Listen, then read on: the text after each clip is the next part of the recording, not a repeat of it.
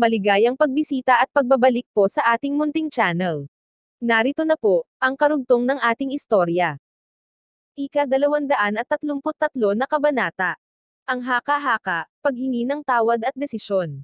Si Daryl ay tumayo. Kamahalan wika nito sa sultan. Kailangan mong malaman na ang lalaking iyan ay pumuslit para makapasok dito sa bulwagan, nang walang imbitasyon, at mayroon siyang nakakadudang katangiang asal. Si Alex ay talunan, sa isip ni Daryl. Kaya hindi magagalit ang sultan sa kanya sa pagsasalita. Ang mga tao mula sa ibang pamilya ay nag-back up sa mga paliwanag ni Daryl. Sinasabi niya na inimbitahan niyo raw siya, at isa siyang magnanakaw ng sasakyan. Si Alex ay may tiribleng reputasyon. Nanlaloko siya ng mga tao, upang bigyan siya ng pera. At malamang kaya siya nandito, ay para gawin muli ito. Siniko ni Daryl si Miriam, na nauunawaan ang gusto niyang sabihin. Tumayo ito at sinabi sa sultan. Kamahalan. Nag-aral ako kasama si Alex, sa nakalipas, ipinahiya niya ako sa restaurant. Isinalin ito lahat ni Nelly at sinabi sa sultan, na wala kahit isa ang totoo. Ang sultan ay kilala si Nelly mahigit 10 taon na, kaya naniniwala siya sa opinion nito. Tumingin ang sultan sa mga importanteng pamilya, at naiinis sa kanilang inaasal. Nagsalita ito sa pamamagitan ni Nelly. Sino nagsabi sa iyo na pumuslit siya papasok? Nagsasabi siya ng totoo, inimbitahan ko siya.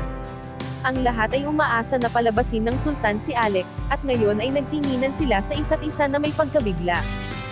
Ang sultan ay nagpatuloy magsalita, sa pamamagitan ni Nelly. Inimbitahan ko si Alex dahil siya ay estudyante ng namatay kong asawa.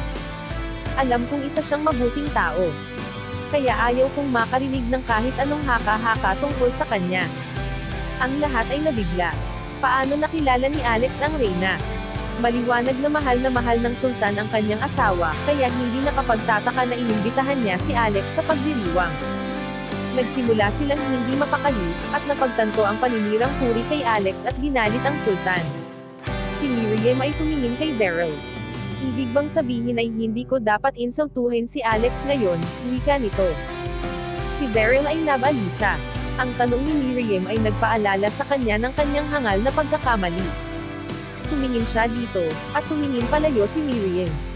Sa pamamagitan ni Nelly nagtanong ang sultan. Mayroon bang kahit anong pagtutol sa pagtanggap ni Alex ng Medal of Honor? Ang lahat ay napayuko. Hindi sila naglakas loob na salungatin ang pasya ng sultan. Ang sultan ay ipinin ang Medal of Honor sa dibdib ni Alex, at nagsalita ng malay. Ipinipresent ko sa iyo ang Brunei National Medal of Honor.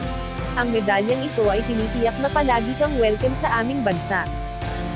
Ito rin ay nag-uutos ng paggalang sa mundo, kaya kahit sinong mang-iinsulto sa iyo ay ininsulto na rin ang bansang Brunei. Maraming salamat kamahalan, wika ni Alex, hinawakan ang medalya, at nagbow sa sultan. Tinapik ng sultan ang balikat ni Alex. Ang aking reyna ay nagustuhan ka ng gusto, wika nito, sa pamamagitan ni Nelly. At ibig sabihin na ikaw ay praktikal na pamilya. Nakita niya ang governor na nakatayo sa gilid, at alam ng sultan na ang lahat ay naghihintay na i-announce niya, kung saan niya i-invest ang kanyang $5 billion. Plano niyang bisitahin ang parehong syudad. Pero nakapag-stay na siya sa Washington ng 10 araw, at hindi pa siya nakakabisita sa New York. Kailangan na niyang bumalik sa susunod na araw, kaya nagdesisyon siya ng simple, at i-invest na lang ang pera sa Washington. Pero pagkatapos ng paraan ng pagtrato nila kay Alex, hindi na siya sigurado. Tumingin siya kay Alex. Tumira ka sa parehong bansa ng New York at Washington DC, wika nito, sa malay. Sa palagay mo saan dapat ako mag-invest? Kamahalan iyan po ay inyong desisyon, wika ni Alex, habang umiiling. Hindi siya komportable sa pagdedesisyon sa pera ng iba. Ang sultan ay ngumiti. Ang desisyon ko ay, ang pagpili mo. Wika ni Nelly, sa pagsasali ng salita ng sultan. Mag-i-invest ako kung ano ang pipiliin mo. Ang lahat ay nagpanik. Hindi sila makapaniwala na hahayaan ng sultan si Alex mamili. Isa ba itong biro? Pagkatapos ng lahat kung paano nila itinrato si Alex, maghahanap ito ng pabor para sa New York. Tumingin si Nelly sa paligid. Hinila niya si Alex sa kanyang tabi at bumulong. Payuhan mo ang sultan na mag-invest sa New York. Ang mga taong ito ay hindi karapat-dapat sa kahit anong pera. Natahimik si Alex. Ang pinag-uusapan nila ay $5 billion, kaya hindi niya pwedeng pabayaan ang sultan, na mapunta sa pangit na investment ang pera nito, dahil lang sa kanyang nararamdaman. Kailangan niyang mag-isip mabuti. Bumaling siya sa sultan, at nagtanong kung may pamantayan ang pagpili ng negosyo. Sinabi ng sultan na umaasa siya na ang investment ay nakafocus sa real estate, service industry at tourism. Ang lahat ng ito ay importante sa Brunei. Tumango si Alex at nagbigay ng kanyang saloobin. Walang kumurap o tumingin sa iba. Nakatingin sila kay Alex, at naghihintay ng desisyon. Ang mga city leader ay pinapanood siya na may pag-aalalang ekspresyon. Humawak si Alex sa kanyang baba at ikinonsidera ang mga bagay. Bilang anak ng importanteng pamilya, natutuwa na siya tungkol sa pagdedesisyon mula sa negosyo sa murang edad. Bumili na siya ng ilang properties, at may matalinong pangunawa sa paligid ng negosyo sa New York. Sa ngayon ang Washington DC ay mas focus sa technology. Kung ang sultan ay nagpakita ng interest sa industriya, katulad ng communication o artificial intelligence, ang Washington DC ang mas nababagay. Pero sinabi ng sultan na gusto niya mag-invest sa real estate, service industry at tourism. Ang parehong syudad ay may malakas na tourism industry. Pero ang New York ay nasa gitna ng dalawang industriya. Ang New York ay isa ring economic center ng United States, at may mas maraming populasyon kaysa Washington DC. Si Alex ay napatingin nang mapansin na ang lahat ay nakatingin sa kanya, siya ay medyo kinakabahan. Ang mga tao mula sa mayamang pamilya ay nakangiti sa kanya, tahimik na hinihimok na piliin ang Washington DC. Bumaling si Alex sa sultan. Nakapagdesisyon ka na ba? Tanong ng sultan, sa pamamagitan ni Nelly. Tumango si Alex. Nang sasabihin na niya. Biglang may nagsalita, Alex, pasensya ka na sa aming mga iniasal, patawarin mo kami. Sumali na rin ang iba. Pasensya ka na. Naimbitahan ka ng sultan, at nagkamali kami, isa pa ang mga tao ay sinira ang puri ka, at nakisali ako, dahil ako'y nagtataka. Hindi dapat kami nakinig sa mga tanga. Pakiusap, huwag kang magalit sa amin. Kung ang sultan ay mag-i-invest sa New York, walang sino man ang magbibenepisyo dito. Ang lahat ay tumingin kay Daryl, Colin at Jason.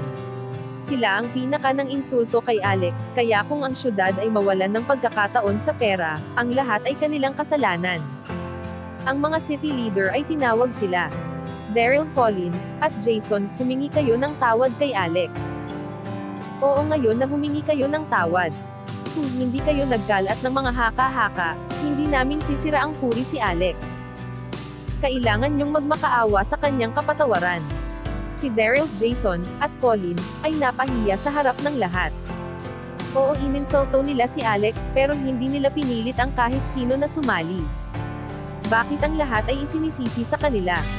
Hindi ito patas, pero sa kabila ng galit nila, alam nila kung gaano kaimportante masiguro ang $5 billion para sa syudad. Kung ang Washington DC ay masasayang ang pera ngayon, hindi na nila maipapakita ang mukha sa publiko. Naglakad sila patungo kay Alex, nagbow at humingi ng tawad. Alex, nagkamali kami, hindi kami dapat nagkalat ng maling haka-haka tungkol sa iyo. Humihingi kami ng tawad sa aming pagkakamali. Pakiusap, hindi sana makaapekto ang aming ikinilos sa investment ng sultan. Ang syudad ay nagpersige ng husto para dito. Sa wakas ay nasabi na nila. Okay, sagot ni Alex, na tumango sa kanila. Pinapatawad ko na kayo. Ang lahat ng miyembro ng mayamang pamilya ay nakahinga ng maluwang. Ang tensyon ni Daryl, Colin, at Jason ay nawala. Si Miriam ay nagpunta kay Daryl, huwag kang mag-alala, wika nito. Pinababa ang kanyang boses. Kilala ko si Alex, kung napatawad ka na niya, hindi na ito pagmumulon ng gulo. Tumingin si Daryl kay Alex, at least na iligtas namin ang investment, sa isip niya. Makikipagtuos na lang sila kay Alex sa ibang pagkakataon. Siniko ni Nelly si Alex at tumingin. Tanga, wika nito. Hindi ni Alex pinansin ang lahat, at bumaling sa sultan, sinabi nito. Kamahalin, tapos na ako mag-isip, at sa palagay ko ay kailangan niyong i-invest ang inyong pera sa New York. Ika-235 na kabanata. Ang competition. Ang lahat ay nabigla. kahit na sila ay humingi na ng tawad sa kanilang mga ikinilos. Pinayuhan ni Alex ang sultan na mag-invest sa New York. Ang importanteng bisita ay tumayo, ang kanilang mga ngiti ay nahinto at kumabog ng malakas ang mga puso. Ang ilang mga tao ay nag-collapse sa kanilang mga upuan, at ang kanilang bibig ay naiwang nakabukas. Ang isip ni Colin ay umikot. Kung ang investment ay nawala sa Washington DC, malamang na ang kanyang pamilya ay makakatanggap ng parte sa pera. At mapapalaki nila ang kanilang negosyo. Pero ngayon ang lahat ay nawala. Si Daryl ay na-shock, pinipilit unawain ang nangyari. Okay ka lang, tanong ni Miriam, na napansin kung gaano katamlay ang itsura nito. Si Daryl ay bahagyang narinig ito, pero siya ay masyadong abala sa pagtingin kay Alex, hinihiling na kung pwede lang niyang sunugin hanggang maging abo si Alex, sa kinatatayuan nito. Si Nellie ay nagbigay ng thumbs up kay Alex, mahusay ang ginawa mo, wika nito. Nang makarecover ang mga leader sa pagka-shock, nakiusap sila kay Alex at sa sultan. Alex, pakiusap, isaalang-alang mo. Tinanggap mo na ang paghingi namin ng tawad, so pwede bang mag-move on ka na? Kamahalan ito ay iyong investment, dapat ikaw ang magdesisyon. Sinubukan ni Alex ipaliwanag ang kanyang desisyon sa sultan. Kamahalan, ang New York ay mas malaki ang populasyon kaysa. Itinaas ng sultan ang kamay, nagbigay ng signal kay Alex na huminto. Hindi ito mahalaga, wika nito sa pamamagitan ni Nellie. Sinabi mo sa New York, kaya mag-i-invest ako sa New York. Ngumiti si Alex. Maraming salamat sa inyong tiwala, wika nito. Tinitiyak ko na ang investment nyo sa New York ay madudoble sa loob ng 10 taon. Ang usapin ay natapos na, at ang mga importanteng pamilya at opisyal ay huminto na sa pagtatalo. Sila ay galit pero walang may lakas ng loob magreklamo sa harap ng sultan. Alam ng sultan na ang kanyang mga bisita ay naiinis, kaya nagdesisyon siyang tapusin agad ang hapunan ng mabilis. Tumayo sila sa entablado at nagsalita ng kaunti, at pagkatapos sinabi ng governor na tapos na ang salo-salo. Nang handa nang umalis ang sultan, sinabi niya kay Alex na maglakad kasama niya sa labas. Nang makaalis na ang sultan, ang lahat ay nagsalita. Ininsulto si Alex at ang sultan. Ang lahat ay nagbanta na maghihiganti laban kay Alex sa unang pagkakataon. Sa labas, nagpaalam ang sultan kay Alex at sumakay sa kanyang limousine. Tinanong ni Alex si Nellie, kasama ka bang babalik ng sultan? Umiling si Nellie. Tumakas ako sa Reyna at nagpunta sa United States at may hinahanap, wika nito. At ngayong wala na ang Reyna. Wala na akong babalikan sa Brunei. Mananatili ako dito at ipagpapatuloy ang paghahanap. Sila ay mga espesyal para sa akin. Isa pa, kahit hindi ko sila makita. Naghanda ako na makasama ka kahit na ikaw ay isang talonan. Ngumiti si Alex dito. Si Nellie ay namula. Pinagtatawanan mo ba ako? Tanong niya. Inunat ang kanyang kamay at binetukan ang likod ng ulo. Huwag mo akong pagtawanan. Sumakay ito sa limousine at umalis kasama ang sultan. Ilang araw ang nakalipas, si David at pamilya ni Leona ay abala sa paghahanda para sa kanilang kasal. Si David ay gusto mag-recruit ng karagdagan mga security para sa wedding ceremony. Isa pa, pang Drake family ay importante, kaya kailangan nila ng mas higit pa sa mga simpleng bodyguard. Kailangan nila ng mga may kakayahang mga tao, na kayang magbigay ng protection at kaya ang ilang mahinahong misyon. Karamihan sa mga maimpluwensyang pamilya ay may mga expert security. Ito ay mahal pero ito'y sulit. Ang malalakas na security ay napipigilan ang kahit sino, na sumasalungat sa kanila. At pinapayagan ng pamilya maging confident. Base sa pagsasaliksik ni David, ang 10 martial artist ay nababagay. Ang lahat ay namamalagi sa hotel ng Washington, D.C. Gustong subukan ni David ang mga kakayahan nito bago gumawa ng desisyon, kaya inimbitahan niya lahat ng ito sa family house. Ito ay mamahaling villa na may malawak na lupain, kasama ang garden, open-air na swimming pool, at isang malaking garahe. Tumanggap sila ng maraming taga-silbi upang mapanatili ang magandang kondisyon ng villa. Nang sumapit ang 10:00 ng umaga, ang lahat ng martial artist ay dumating. Sila ay mga babae at lalaki, at lahat sila ay medyo magkakaiba mula sa isa't isa. Ang iba ay matatangkad at ang iba ay mas malalaki ang katawan. Ang iba dito ay mukhang alangan, at si David ay hindi sigurado kung ano ang iisipin. Siya ay nabigla sa mga itsura nito. Pero kailangan niyang subukan ang mga ito kung gaano kagaling. Sumunod kayo sa akin papunta sa garden, at tingnan kung ano ang kaya niyo. Ang 10 martial artist ay sumunod kay David sa garden, at nalaman na may 20 tao ang naghihintay sa kanila. Ang lahat ng 20 tao ay maganda ang pangangatawan. Ang isa sa mga martial artist na may katamtamang gulang na lalaki na may payat na mukha, ay ngumisi. Gaano kaya kalaking effort ang inaksaya ni David upang subukan tayo, tanong niya. Inikon ba niya ang mga malalakas na taong ito upang labanan tayo? Ang iba ay tumawa. Baka maging employer niyo ako sa hinaharap, kailangan niyo magpakita sa akin ng paggalang. Muli, ang mga martial artist ay normal na medyo mayabang kahit nasa kanilang employer. Sinabi niya sa 10 martial artist. Ang mga taong ito ay miyembro ng elite combat team pero umaasa ako na makakaya niyo sila. Isa sa inyo laban sa 5. Ang ilan sa mga martial artist ay tumawa. Ito na ba ang pinaka-the best na nahanap mo? 5 lang sa isa. Minamaliit mo ba kami? Hindi man lang ako pagpapawisan dito. Ang mga miyembro ng elite team ay nagalit sa kawalan ng respeto ng mga ito. Ang iba sa kanila ay ikinuyom ang kamao, handang talunin ang mga kakaibang mga tao na nang-iinsulto sa kanila. Si David ay natutuwa sa mga kumpiyansa nito, sinabi nito. Sino sa inyo ang gustong unang makipaglaban? Ako ang mauuna, sabi ng isang lalaki, at lumapit. Ito ang lalaking may katamtamang gulang na ngumisi sa elite team. Ako si Ryder Dixon. Kukuhain ko ang 10 sa iyong maliit na team. Si David ay pumalakpak, sige, wika nito. Kung gusto ni Ryder labanan ang 10 tao ng sabay, hindi ko siya pipigilan. Hindi na ako makapaghintay kung ano ang magagawa niya. Ang pinuno ng elite team ay pumili sa kanyang mga tauhan, na lalaban kay Ryder. Hindi kami magiging mabait sa iyo, warning ng pinuno. Sinabi niya sa kanyang mga tauhan, na umatake bilang grupo. Ang 10 ay nagmadaling sumugod kay Ryder na nakangiti. Nang makalapit na ang mga ito, tumalon siya, at tinamaan ang lalaki sa pamamagitan ng isang kamay. Ang lalaki ay namilipit ng bumagsak sa lupa. Si Ryder ay nagpatuloy sa paikot na galaw ng kanyang kamay. Naghihintay ng pagkakataon na tamaan ang iba pang kalaban. Ang 10 miyembro ng elite team ay nagmukhang mabagal at malemya kumpara kay Ryder. Kahit ano pa ang gawin nila, wala silang pagkakataon makalapit upang mahawakan ito.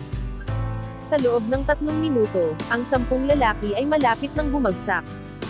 Hawak ang kanilang injury, takot na nakatingin kay Ryder. Ang ibang mga martial artist ay pinapanood si Ryder ng may paggalang. Magaling wika ni David na lumapit patungo kay Ryder.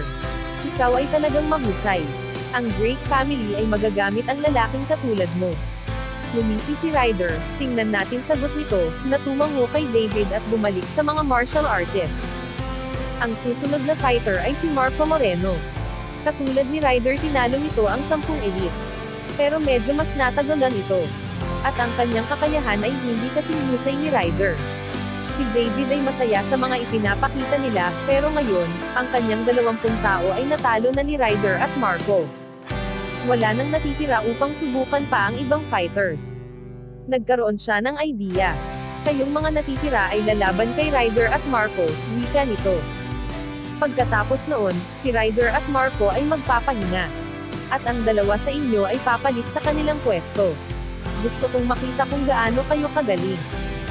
Hanggang dito na lang po muna. Maraming salamat po sa pakikinig. Pwede po bang humingi ng subscribe? Bilang pagsuporta sa ating munting channel. Hanggang sa susunod po muli. Stay safe and God bless.